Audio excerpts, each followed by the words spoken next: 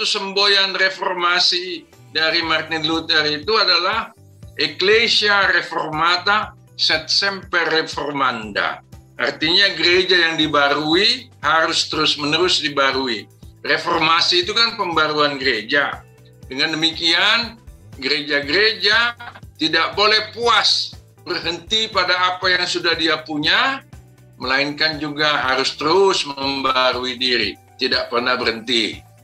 Lalu ketika Martin Luther mencanangkan reformasi, yang terutama dia canangkan sekaligus dia kritik adalah menyangkut ajaran. Dia pertama-tama memusatkan ajarannya pada firman Tuhan. Nah, bagi Luther, firman Tuhan semata-mata bersumber dari atau mengacu pada Alkitab. Inilah yang kemudian diungkapkan dengan istilah sola scriptura. Nah, di dalam pemberitaan firman dan perjamuan kudus, oleh Luther ditekankan pengakuan dosa dan pengampunan yang Allah sediakan lewat pengorbanan Kristus. Sejalan dengan itu, Luther katakan, kebenaran dan keadilan atau kebaikan Allah bukanlah ganjaran yang setimpal atas perbuatan manusia, melainkan terletak pada pengampunan yang ia karuniakan pada orang berdosa, sebesar apapun dosanya. Inilah inti dari teologia krusis, teologi salib dari Luther. Salah satu keunikan atau kekhasan dari gereja-gereja Lutheran atau aliran Lutheran adalah pentingnya mengungkapkan pengakuan iman. Sejak awalnya gereja Lutheran sudah menampilkan diri sebagai gereja yang mengaku, yaitu yang dengan tegas menyatakan pengakuan imannya. Ini tidak hanya dalam bentuk pengakuan iman rasuli atau pengakuan iman Nicea Konstantinopel. Ketika Luther mencanangkan reformasi, antara lain lewat 95 dalil yang dia tempelkan di pintu gerbang gereja di Wittenberg tanggal 31 Oktober 1517 itu,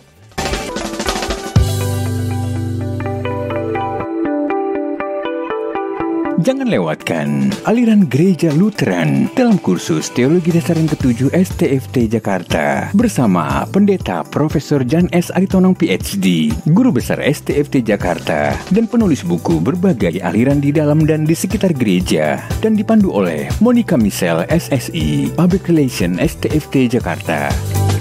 Simak selengkapnya dalam podcast edukasi series 8 dan 11 Februari 2023 pukul 19 waktu Indonesia Barat di YouTube channel Jan S. Aritonang Official.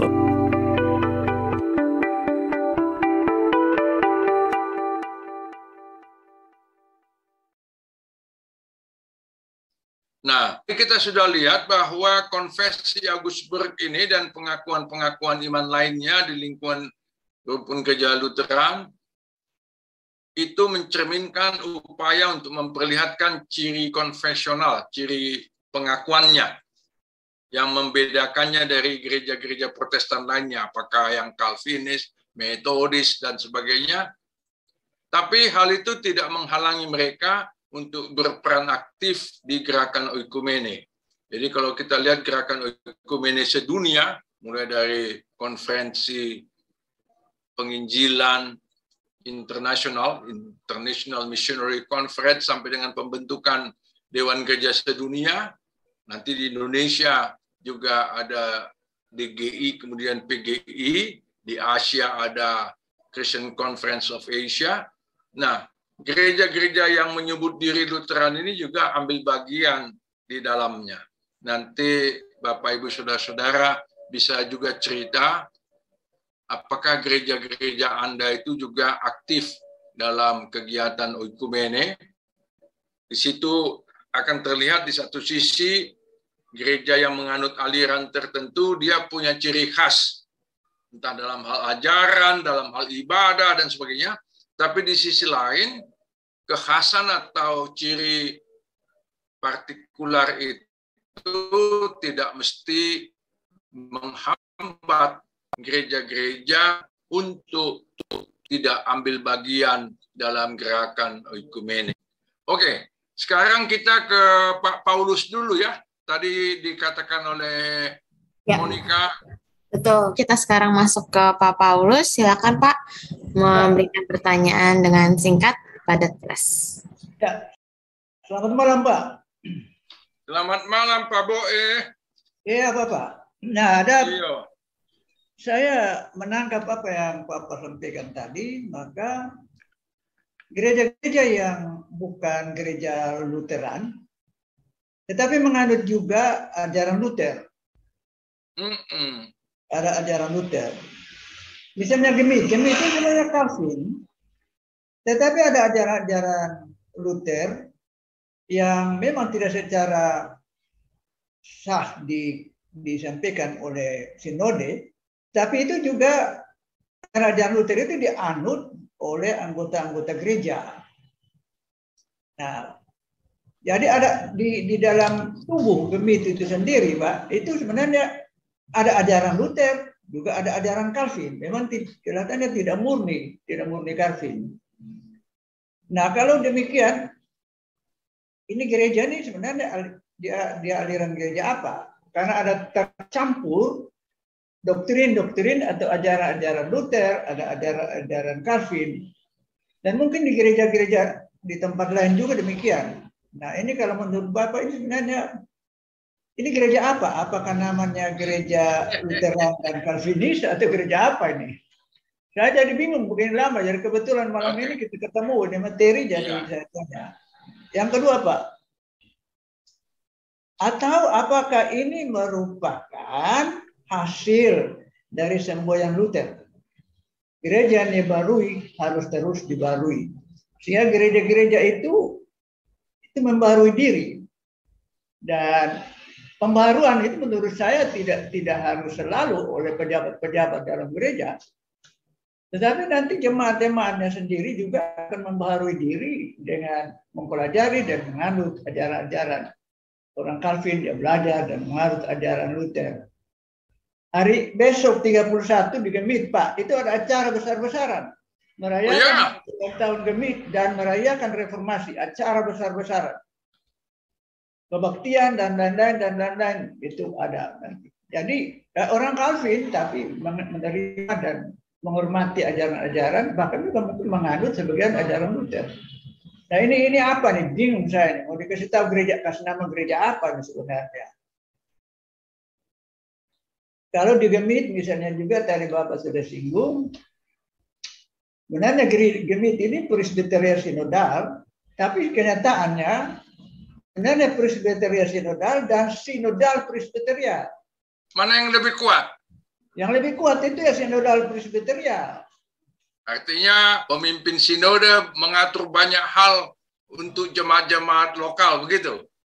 Ya, misalnya saja Pak, penempatan pendeta, memindahkan pendeta, lalu mempensiunkan pendeta, lalu membimbing pendeta mengajar doktrin yang keliru, lalu menetapkan gaji pendeta, dan seterusnya. Ada banyak lagi, Pak. Ya, kelihatan didominasi oleh gereja. Terima kasih Pak Boe, Pak Paulus Isliko, dan juga Bapak Ibu Saudara sekalian. Saya mau mulai dulu dengan penjelasan yang umum ya. 2 minggu yang lalu saya sudah jelaskan di dunia ini banyak sekali aliran. Lalu itu nanti menjelma menjadi lebih kurang 41.000 organisasi atau lembaga gereja. Nah, satu aliran bisa dianut oleh puluhan, ratusan, bahkan ribuan organisasi gereja. Tetapi sebaliknya, satu organisasi gereja bisa juga menganut beberapa aliran sekaligus. Ambil contoh, tadi saya sudah katakan HKBP, dia tidak hanya Lutheran, tapi dia juga sedikit banyak menganut paham atau ajaran Calvin. Bahkan ketika nanti muncul kawan-kawan Pentakostal karismatik, itu banyak juga gereja-gereja yang menyebut diri Lutheran atau Calvinis juga ikut menyelenggarakan kegiatan termasuk peribadahan yang bergaya Pentakostal karismatik. Tepuk tangan, kalau berdoa bersuara semua, dan seterusnya. Di Gemit itu lama terlihat pengaruh aliran Injili, evangelikal. Itu dulu Pak Petrus Octavianus yang di Batu Malang, beliau kan juga dari Timor ya, atau dari Rote, juga membawa semangat Injili. Ada banyak tokoh-tokoh Injili di Timor itu, Fangidei dan sebagainya. Jadi memang bisa saja satu gereja itu menyerap macam-macam aliran. Dan memang dalam hal ini kita harus katakan, tiap-tiap aliran itu punya hal-hal yang positif. Walaupun mungkin punya juga hal-hal yang kurang baik atau punya kelemahan. Karena itu gereja-gereja ini bisa saling belajar. Jadi sekarang ini karena semua aliran itu terbuka, kecuali mungkin beberapa aliran yang aneh, misalnya nanti kita bahas tentang gereja setan itu ya. Dia tidak menyebarkan secara terbuka semua ajarannya, tapi coba kalau kita perhatikan ya, gereja Katolik, gereja Lutheran, gereja Calvinis, gereja Metodis, gereja Baptis, dan sebagainya, mereka menyebarluaskan ajaran dan praktik atau kegiatan mereka sehingga yang satu bisa belajar dari yang lain. Nah, tadi Bapak katakan bahwa Gemit 31 Oktober bikin perayaan besar-besaran. Ya bisa itu dalam rangka memperingati ulang tahun yang keberapa ini nanti? 75 ya? Kan 31 Oktober 1947. Gemit itu sebagai organisasi gereja resmi terbentuk ya, walaupun sebenarnya penginjilan di Timor sudah sejak zaman Portugis. Nah, bisa juga sekaligus memperingati Hari Reformasi. Lalu disitulah digaungkan kembali semboyan Ecclesia Reformata Sed Semper Reformanda. Gereja yang diperbarui, terus-menerus diperbarui. Saya terus terang cukup senang dan kagum dengan Gemit karena proses pembaruan cukup kelihatan. Waktu kawan saya Ebenezer Nubantimo jadi ketua sinode, lalu sekarang Ibu Mary Kolimon, dan sebagainya, saya melihat ada banyak pembaruan di Gemit. Bahwa sekarang Gemit lebih memperlihatkan ciri sinodal presbiterial ketimbang presbiterial sinodal, ya mungkin itu juga kebutuhan gereja itu ya. Yang murni presbiterial sinodal itu di Indonesia setahu saya cuma gereja-gereja Kristen Jawa, GKJ. Itu ketua sinodenya tidak full time di kantor sinode. Yang full time di kantor sinode itu sekum. Ketua sinode menjalankan tugasnya sebagai ketua sinode kalau ada persidangan sinode. Dan ketua sinode itu sekaligus dia pendeta jemaat. Tapi kalau di Gemit kan ketua sinode itu dia full time di kantor sinode kan, di Kupang. Lalu sekum juga full time. Lalu ada berapa lagi full time di kantor sinode Gemit? Saya pikir banyak ya. Nah itu mungkin karena kebutuhan sama seperti di GPIB, di GPM, di Gemim.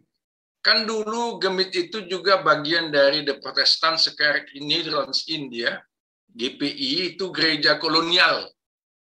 Waktu gereja kolonial itu dibentuk tahun 1830-an, resminya 1830, tapi nanti secara operasional baru 1844. Itu kan gereja itu pemimpinnya itu pejabat pemerintah Hindia Belanda. Baru nanti di bawahnya ada pendeta dan seterusnya, ada hierarkinya ya. Nah, ketika dimulai dengan Gemim di Minahasa, GPM di Maluku, lalu di Timor Gemit, lalu nanti GPIB dan seterusnya, sekarang ada 14 anggota rumpun GPI itu di Indonesia ya. Sisa-sisa gaya bergereja zaman kolonial itu kan nggak bisa dihapuskan begitu saja.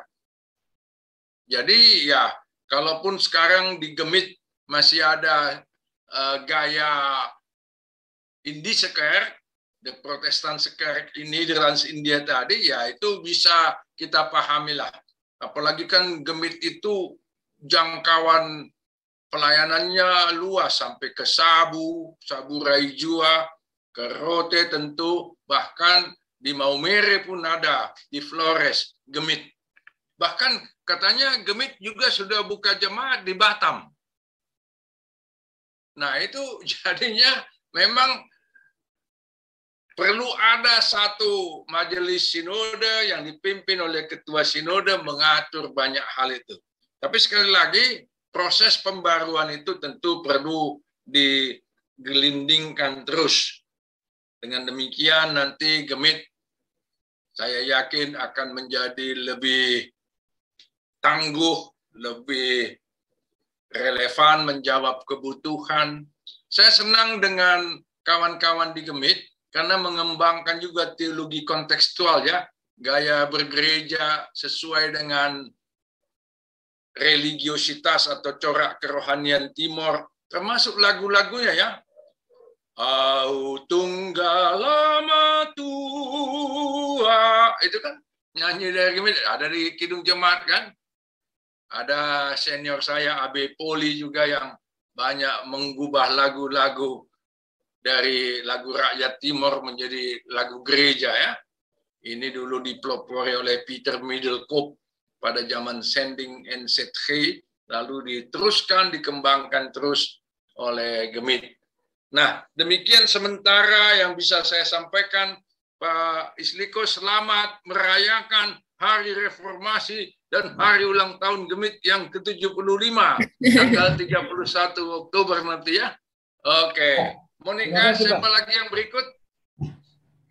Baik, terima kasih Pak Paulus Isliko. Bapak Ibu yang mau bertanya silakan. Berikutnya dari Ibu Victoria di kolom chat, Pak.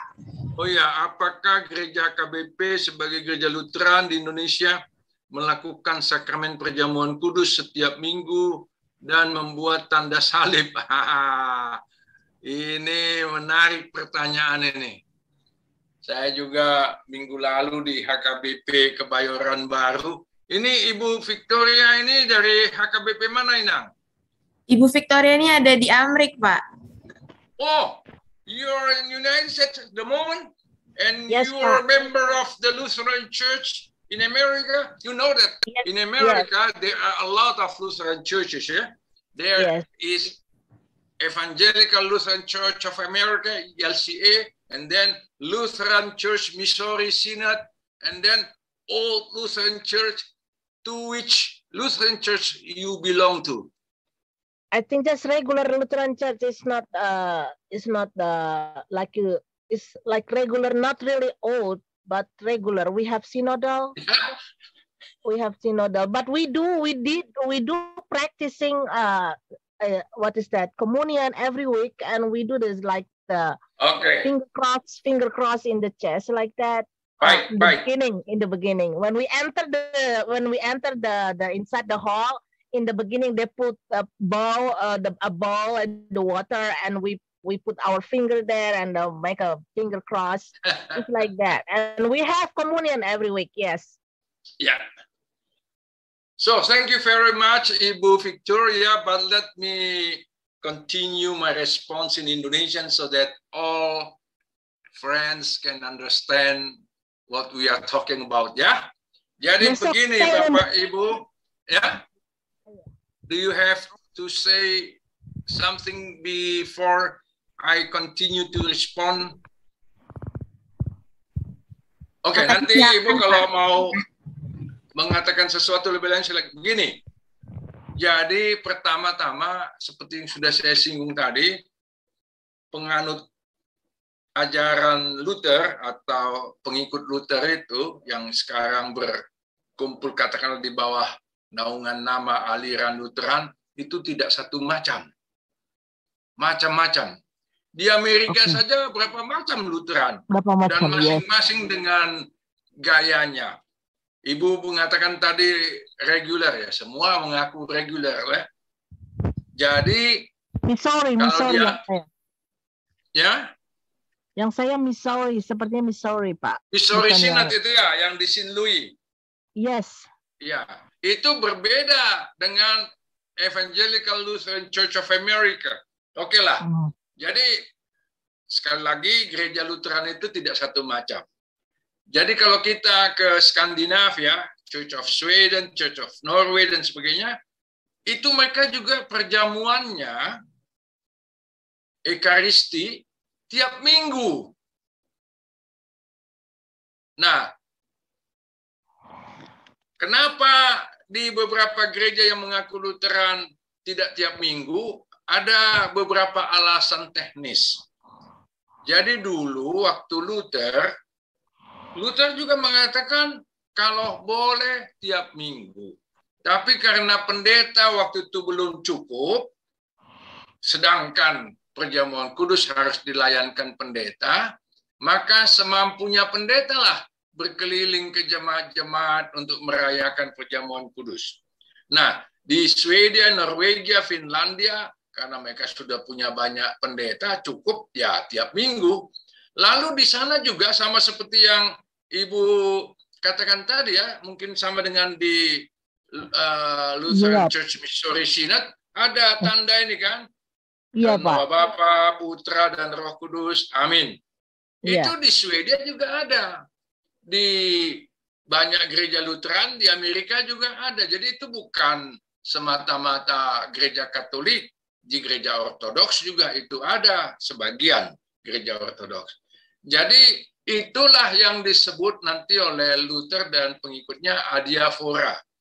Bisa ada, bisa tidak. Itu tidak diatur di Alkitab. Kan tidak ada diatur di Alkitab. Iya, misalnya ada. Harus sekali seminggu atau sekali sebulan atau sekali 3 bulan perjamuan kudus, lalu harus membuat tanda cross ini. Nggak ada itu diatur. Jadi masing-masing gereja mengatur mana yang baginya terbaik. Gereja-gereja Calvinis nanti kalau kita lihat ya, itu ada apa? GKI, GPIB, Gemit, HKBP. Ibu Victoria katanya anggota HKBP waktu di Indonesia ya. Di HKBP kan yang wajib itu hanya 2 kali setahun. Iya, iya. Jumat Agung dan Natal. Lalu belakangan ditambahlah waktu ulang tahunnya gereja lokal itu, atau perjamuan kudus sedunia minggu pertama Oktober, itu juga HKBP nggak semua menjalankan itu. Nah, kalau di GKI sampai sekarang sekali 3 bulan. GPIB juga seingat saya sekali 3 bulan.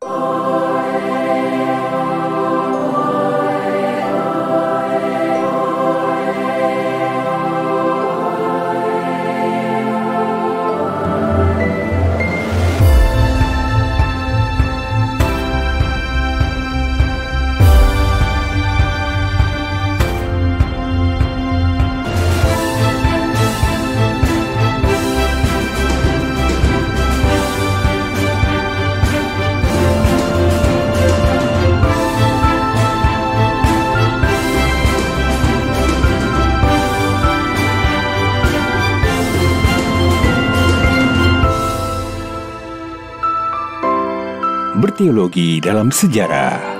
Masa lalu memanusiakan masa depan yang purna kala.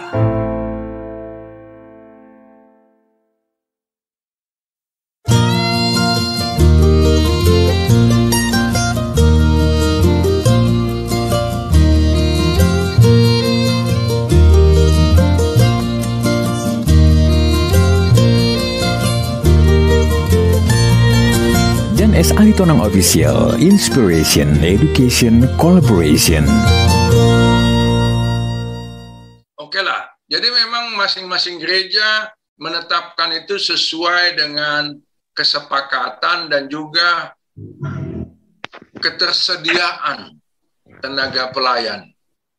Sebab hampir semua gereja ya mengatakan walaupun tidak menjadikan pendeta itu sebagai pejabat super dalam segala hal, Tapi hampir semua gereja mengatakan perjamuan kudus itu dilayankan oleh pendeta kan.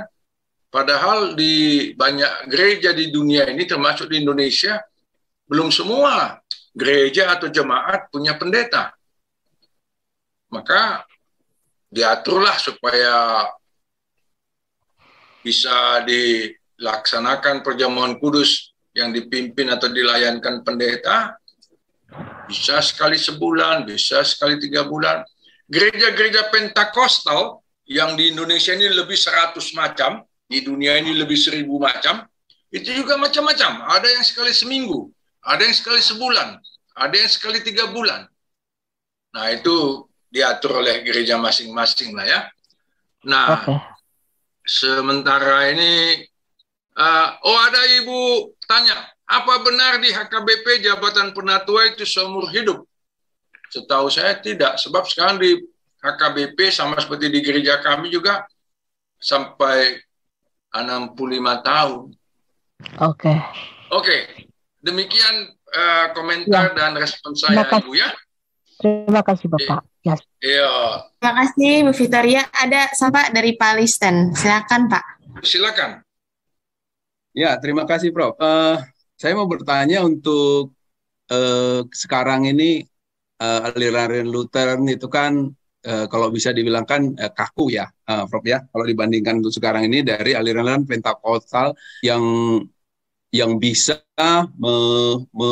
menarik bagi kaum muda pada saat ini. Nah, sekarang mau saya tanya, Prof, apakah aliran-aliran misalnya Lutheran, Calvinis nanti itu bisa tergerus dengan aliran-aliran yang sangat digandrungi saat ini dari Pentakostal misalnya gitu, Prof. Sehingga nanti aliran-aliran yang udah cukup lama ini bisa tergerus gitu ke depannya. Terima kasih, itu aja, Prof. Ya, saya ini bukan ahli ramal. Saya tidak bisa memberi ramalan yang akurat tentang masa depan atau nasib gereja-gereja dengan segala macam alirannya itu ya.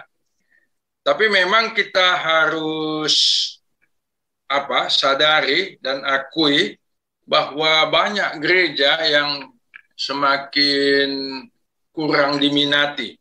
Dalam buku saya ini, berbagai aliran bab tentang Lutheran, saya catat bahwa di banyak negara warga gereja Lutheran menurun. Tetapi ada juga negara yang memperlihatkan penganut aliran Lutheran ini masih stabil bahkan menanjak. Tapi memang secara umum sedunia itu menurun.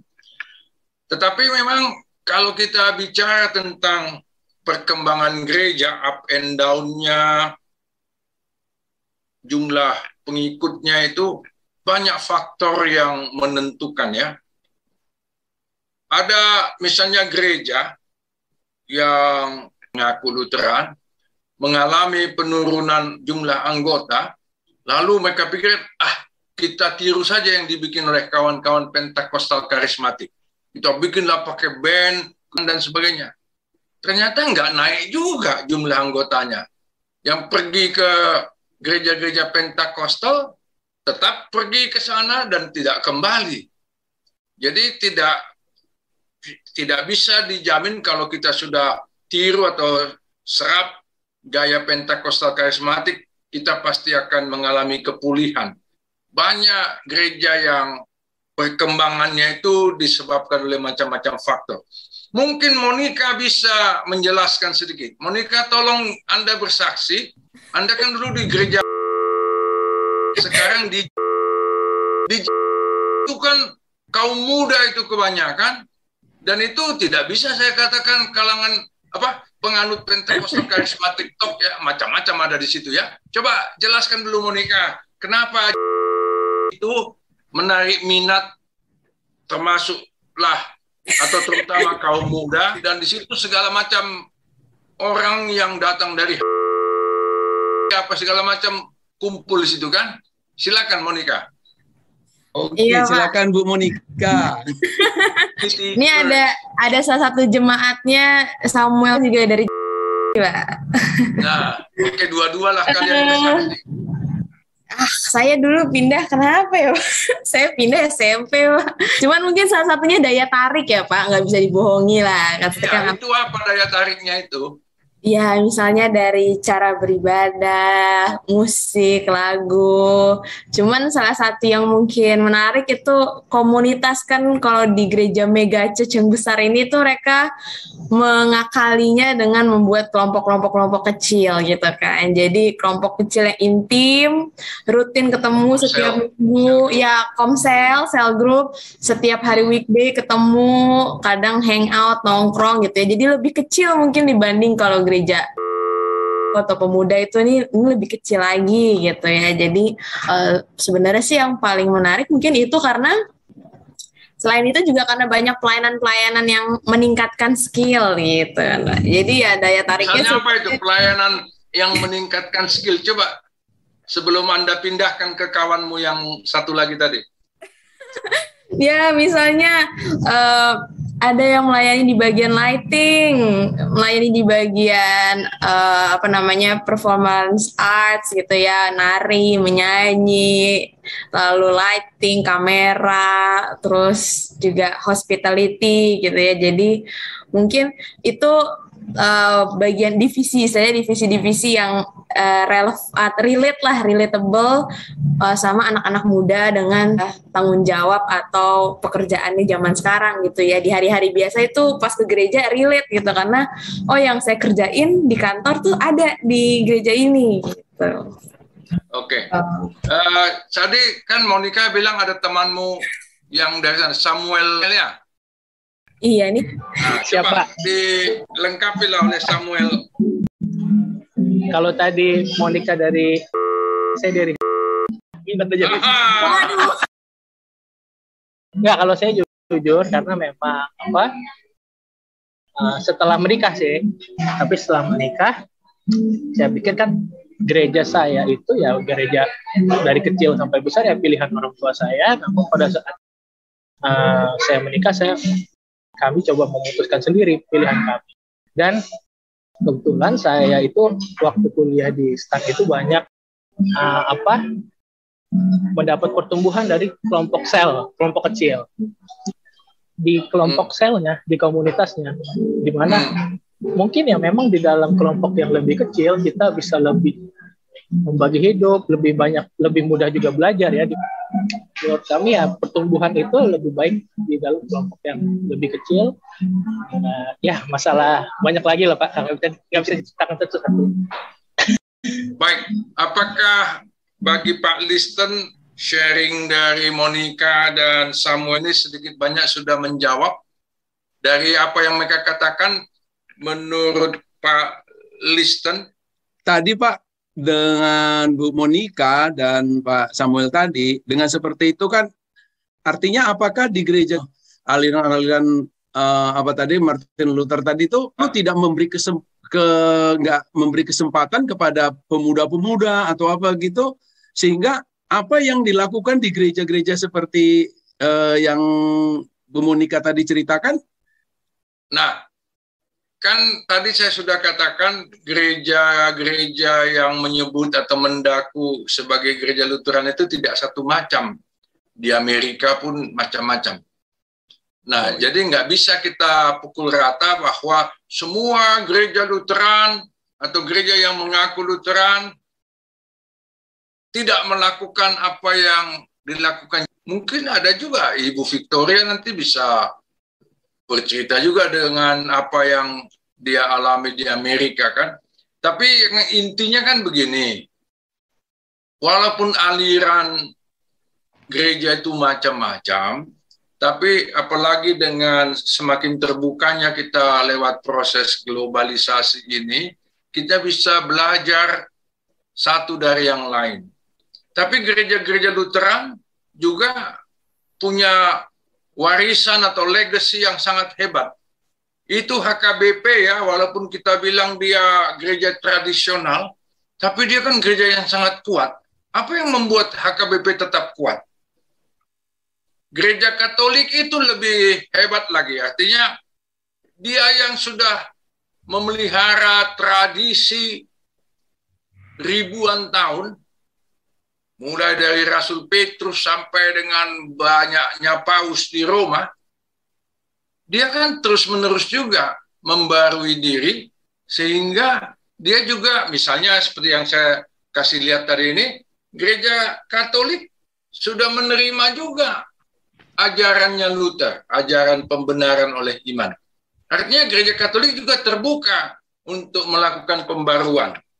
Maka ketika Martin Luther mencanangkan reformasi, nanti Gereja Katolik juga meresponsnya tidak hanya dengan mengatakan, si Luther itu pengkhianat, tukang Protestan. Tapi juga mereka melakukan banyak pembaruan. Misalnya lewat Ignatius de Loyola yang membentuk Societas Yesus, itu Serikat Yesus yang banyak sekali berkarya di seluruh dunia termasuk di Indonesia ya. Nah, jadi sebenarnya dengan kita belajar belajar tentang macam-macam aliran ini, sekaligus kita belajar apa yang baik dari tiap-tiap aliran yang bisa kita manfaatkan juga bagi gereja kita, sehingga kita tidak terbelenggu semata-mata pada masa lampau, tapi juga berusaha untuk lebih baik ke depan. Gereja Lutheran di banyak tempat memang mengalami kemunduran, tetapi saya yakin di banyak tempat juga dia memperlihatkan kemajuan, karena sekali lagi kembali kepada semboyannya Luther dan kawan-kawan itu, Ecclesia Reformata Sed Semper Reformanda. Gereja yang diperbarui harus terus-menerus diperbarui. Nah, di sini saya melihat ada satu pertanyaan dari siapa? Saudara Ivan, masih ada ya? Coba saya chat ke Bapak nih ya. Ada Prof. Ini ada. Saya ingin bertanya, apakah ada gereja yang murni Lutheran? Jika ada, apa perbedaan yang terlihat jika dibandingkan dengan HKBP, GKPI, ataupun dengan gereja-gereja gabungan Lutheran dan Calvinis? Tidak selalu mudah menjawab pertanyaan ini. Begini,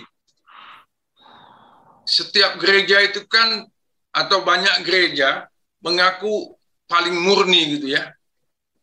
Murni Calvinis. Kamilah yang paling murni Calvinis, menerapkan sistem presbiterial sinodal, bukan sinodal presbiterial misalnya. Kamilah gereja Calvinis, karena yang murni Calvinis, kami masih memberlakukan atau menganut ajaran predestinasi. Nah, kalau kita ke Lutheran, kalau kita tanya gereja atau gereja-gereja Lutheran di Skandinavia, mereka akan mengaku paling murni. Kalau kita tanya Lutheran Church Missouri Synod di Amerika, mereka mengatakan kamilah yang paling murni Lutheran. Dibandingkan dengan ELCA yang tadi saya sebut, Evangelical Lutheran Church of America, sama-sama Lutheran tapi berkelahi terus atas nama keluteranan mereka. Itu kan dua gereja yang besar yang susah sekali diperdamaikan ya. Nah, jadi alhasil memang jadi agak subjektif ya kalau kita mau mengatakan mana yang paling murni. Saya mempelajari tidak sangat mendalam ya, karena mempelajari Lutheranisme itu butuh waktu puluhan tahun. Kalau Bapak, Ibu, Saudara-saudara memeriksa misalnya kumpulan tulisan Luther, Luther's Works, itu 54 jilid. Satu jilid itu rata-rata 600 atau 700 halaman.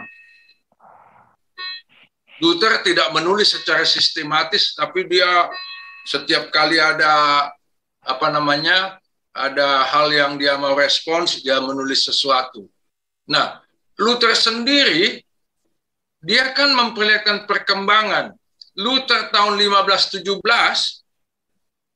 tidak sama persis apa yang dia katakan ketika dia menjelang ajal tahun 1546. Ada perkembangan. Nah, gereja-gereja Lutheran ini kan ada yang mengambil ajarannya Luther dari tahun 1520-an. Ada yang mengambil dari tahun 1530-an dan sebagainya. Lalu masing-masing mengatakan kami yang paling murni. Kalau nanti misalnya ada kemungkinan Luther bangkit dari kubur lalu menilai macam-macam gereja Lutheran ini, saya nggak tahu apakah dia akan mengatakan inilah yang paling murni, ini yang kurang murni.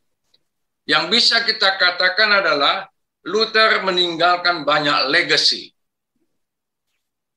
Dan di antara sekian banyak legacy itu, banyak yang berharga yang bisa dipelajari oleh gereja-gereja, tidak hanya yang Lutheran. Yang Calvinis juga bisa, yang Metodis, yang Baptis, dan seterusnya. Saya terkesan dengan buku pokok-pokok ajaran Gereja Bethel Indonesia. Gereja Bethel Indonesia itu kan salah satu gereja Pentakosta. Tapi di dalam buku pokok-pokok ajaran gereja itu ada juga ajaran Luther. Nah, artinya yang bukan gereja Lutheran juga bisa belajar dari Luther. Karena itu, dengan kesempatan kita mempelajari Luther ala kadarnya malam ini, saya mau mengajak kita untuk melihat hal-hal yang baik yang masih ada, yang masih diwariskan oleh aliran ini, termasuk semboyan-semboyannya yang menggugah hati. Dan kalau ada di antara ajaran dan praktik aliran atau gereja Lutheran itu yang menurut kita kurang cocok untuk kita pada abad 21 ini, ya mari kita terus menggali mana yang menurut kita paling baik untuk kita semua atau untuk kita masing-masing. Sekali lagi, masing-masing aliran itu punya kelebihan atau kekuatan, tapi juga punya keterbatasan atau kelemahan. Tapi kita saling belajar untuk membangun bersama kehidupan komunitas Kristen. Oke, selamat malam. Terima kasih. Saya kembalikan kepada Monica. Siap, sebuah closing yang sangat luar biasa. Dan sedikit ada tanggapan juga dari Ibu Victoria tadi, katanya kalau di gereja Lutheran di Amerika membuka diri dengan ibadah alternatif jam 11 pagi, ibadah tradisional jam 9 pagi, terus kalau anak muda pendetanya tidak pakai toga, dan merangkul untuk anak-anak lebih aktif di ibadah. Terima kasih Bu untuk sharingnya. Maksud saya begini, ada kecenderungan gereja-gereja ini makin berkurang jemaatnya tiap tahun, gereja-gereja tradisional ya. Jadi mereka harus membuka diri untuk membawa anak muda. Ini kan masa depan gereja di anak muda. Jadi diambil aspirasi mereka. Mereka pinter main piano, saksofon, kayak ibadahnya tuh bagus gitu. Jadi mereka bikin gereja-gereja dengan lagu-lagu rohani yang model sekarang. Tapi pendetanya tetap pendeta itu, tetap pendeta yang aslinya itu, tapi nggak pakai toga, kadang pakai jeans. Tapi tetap ada perjamuan kudus, ada majelis jemaatnya, tetap wajib katekisasi 2 tahun gitu ya. Cuma mereka mengakomodasi supaya ini anak muda nggak pergi ke gereja lain. Mereka ada aktivitas khusus untuk anak muda, retreat tetap jalan, pembelajaran-pembelajaran lain gitu loh. Maksudnya seperti itu. Baik. Oke, terima kasih Bu untuk sharingnya. Semoga ini juga menjadi pemantik di antara kita semua yang akan kembali ke gereja setelah ini. Baik, terima kasih Pak Yan untuk 2 jamnya hari ini, dan terima kasih juga Bapak Ibu semua. Ini adalah sudah di akhir dari sesi kita hari ini. Untuk menutupnya, silakan Pak Yan jika bersedia untuk dalam doa. Ya, mari kita berdoa. Bapa di surga yang mengasihi kami dan yang kami kasihi di dalam Tuhan Yesus Kristus, Tuhan dan Juru Selamat kami bersyukur untuk pertemuan kami malam ini di dalam segala keterbatasan kami. Kami bersyukur Tuhan menghadirkan gereja-Mu dengan segala kepelbagaiannya. Kami melihat ada banyak hal-hal yang baik, yang berharga di setiap aliran dan gereja-Mu, walaupun kami juga mengakui ada hal-hal yang perlu dikoreksi atau diperbarui.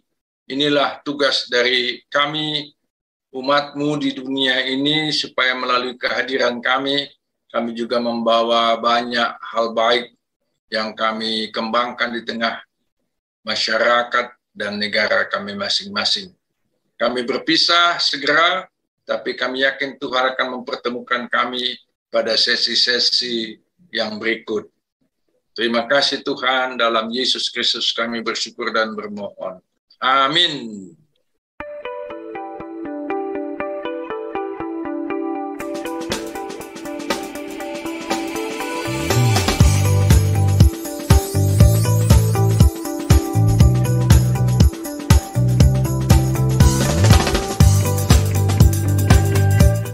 Salah satu buku Pak Yan yang paling sering saya pakai dan berguna buat saya dan tentu banyak orang lain adalah berbagai aliran di dalam dan di sekitar gereja yang ditulis dengan sangat mendalam, berbasis riset yang sangat luas, tetapi juga objektif dan kritis. Dalam berbagai kesempatan pendidikan dan pembinaan yang saya lakukan di sekolah-sekolah teologi dan di gereja-gereja, saya biasa mempromosikan karya-karya Dr. Aritonang. Khusus di gereja, ada kebiasaan dan kecenderungan untuk mempersoalkan perbedaan-perbedaan antara gereja atau denominasi. Buku lama Pak Aritonang yang masih terus dicetak ulang oleh penerbitnya merupakan buku yang selalu saya anjurkan untuk dibaca, dimiliki, bila bukan secara pribadi, minimal oleh perpustakaan gereja, yaitu berbagai aliran di dalam dan di sekitar gereja. Saya menganjurkan buku ini karena saya menyukai pendekatan yang dipergunakan Profesor Aritonang. Beliau tidak lagi menggunakan pendekatan usang yang menganggap perbedaan dan keragaman di dalam kekristenan sebagai alasan untuk menghukum bahkan mengutuk yang berbeda. Yang berbeda biasa disebut sebagai sesat atau bidat. Hal ini mempersulit dan menjebak gereja-gereja untuk terus hidup dalam permusuhan internal. Perbedaan dan keragaman yang sedemikian banyak dan rumit memang merupakan persoalan klasik bagi Protestantisme sejak 5 abad yang lampau. Oleh karena itu, pendekatan permusuhan dan penghakiman sama sekali tidak menolong dalam menanggapi perbedaan yang ada. Semangat dan pendekatan yang dipergunakan Dr. Aritonang dalam bukunya itu kiranya dapat menolong gereja-gereja untuk saling lebih memahami satu sama lain. Bagi saya, buku ini layak menjadi salah satu kanon atau buku standar dalam kekristenan, minimal di Indonesia. Halo, saya adalah Kevin Nobel. Saya adalah peminat dan pembaca Profesor dan Pendeta Jan Aritonang. Saya juga membaca buku beliau tentang denominasi-denominasi dan aliran gereja. Saya pribadi adalah lulusan dari UI. Di situ ketika saya masuk ke dalam masa di dunia kampus, saya menemukan banyaknya, ragamnya persaudaraan di dalam Kristus. Mulai dari teman-teman Katolik, Baptis, Karismatik, dan lainnya. Saya mulai belajar tentang denominasi di situ dan saya sangat banyak dibantu oleh buku Bapak Jan Aritonang. Jadi terima kasih Bapak atas buku-buku tersebut. Semoga buku yang publikasikan dapat menjadi sebuah buku pengantar dan pangkalan pengetahuan dasar bagi orang-orang Kristiani di negeri ini untuk saling memahami satu dengan yang lain, saling bergumul dan juga untuk melayani Tuhan bagi gereja dan juga bangsa. Terima kasih. Diterbitkan oleh BPK Gunung Mulia, www.bpkgunungmulia.com.